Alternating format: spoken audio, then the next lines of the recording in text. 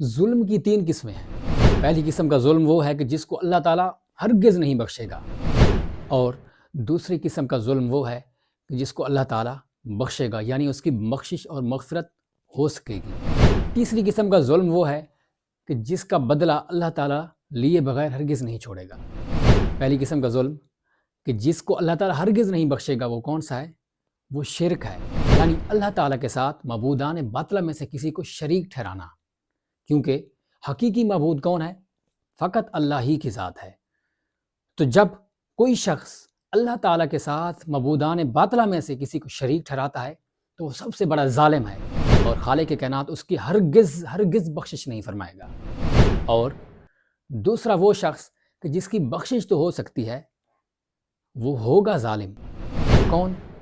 وہ شخص وہ ہے کہ جو حقوق اللہ کے اندر کوتاہی یعنی سستی کرتا ہے۔ مثال کے طور پر ہم پر نماز 5 وقت میں فرض کی گئی ہے، نماز پڑھنے میں سستی کرتا ہے، کبھی پڑھتا ہے کبھی ترک کر دیتا ہے۔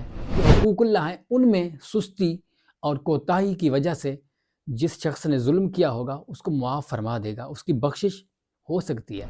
اور تیسرا وہ شخص جو حقوق العباد کی خلاف ورزی کرتا ہے، یعنی اللہ تعالیٰ کے بندوں پر ظلم کرتا ہے، کسی کا ناحق مال چھین لیا، کسی کو ناحق قتل کر دیا، اور جب تک جس کے ساتھ اس نے ظلم کیا ہے وہ اس کو معاف نہیں کرے گا، خالق کائنات اس کا بدلہ لیے بغیر اس کو ہرگز نہیں چھوڑے گا۔